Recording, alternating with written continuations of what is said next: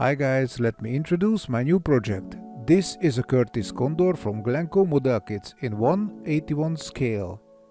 You don't know glencoe model kits? Well, don't worry, you are not alone. I didn't know either before I got this kit in my hands. But I did my homework and I did a bit of research, and I found glencoe model factory which still exists today. But more interesting is the story behind the firm. So I read to you some thoughts from the original web page. Glencoe Model Kits was created by Nick Argento in 1987 with the aim to reissue many classic model kits from the earlier years. Many of these models had been long abandoned by their original companies, and many of those companies no longer exist and haven't for many years. But these kits represented not only part of the history of the hobby, but also illustrated many aspects of the design, technology and engineering from the earlier era. These are very nice thoughts. I think we can say that Nick Argento is a real hero for those who love retro model kits like I do. Now we know something about the factory. Let's look at this specific Curtiss Condor. It was designed by ITC, Ideal Toy Corporation in 1954. It was reissued by Cleaver in 1959 and Glencoe Model Kits reissued again in 1999. This is the kit what you see on my workbench. The original spruce from ITC born in 69 years ago. Even the reissue from Glencoe Models is 24 years old, so this is definitely a retro model kit.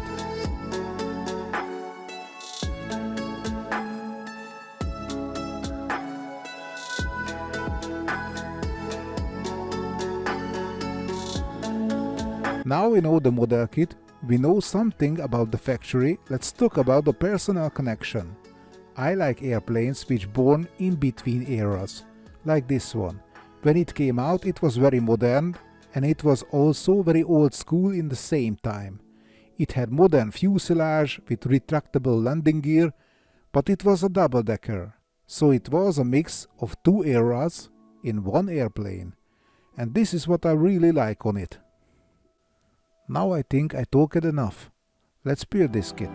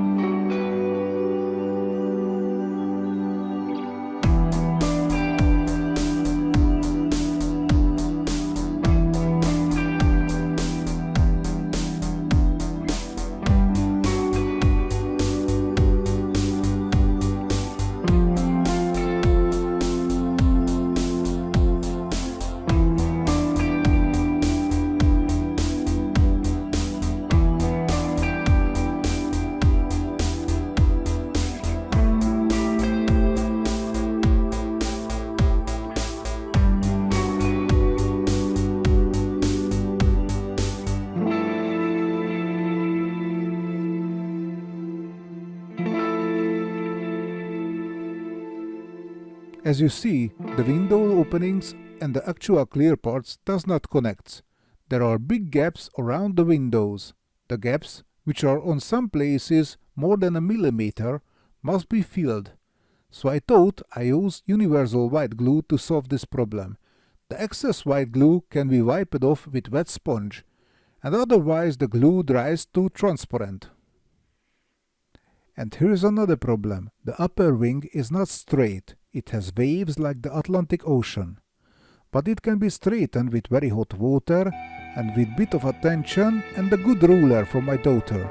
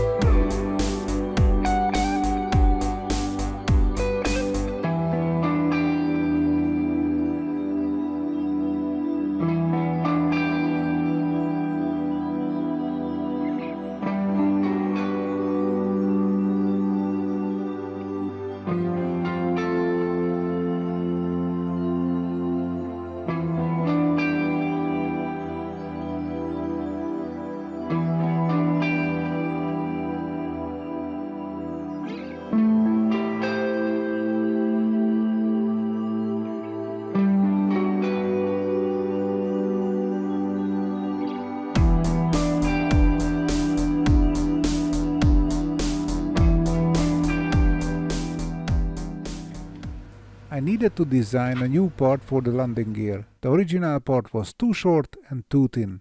By the way, this is the part which, when it folding to halves, retract the landing gear on the original airplane.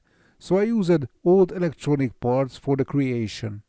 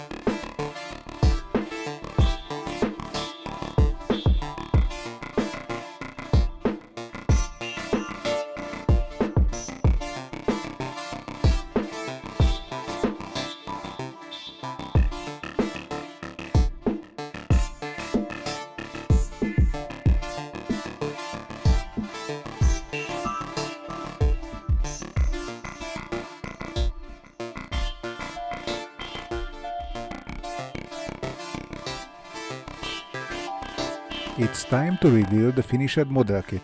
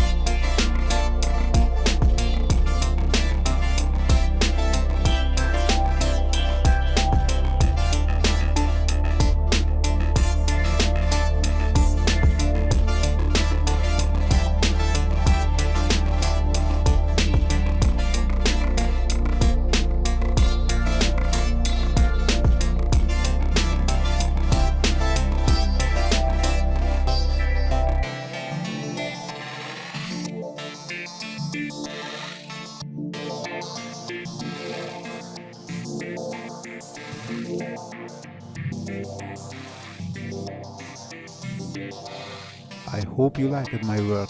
Thank you for watching.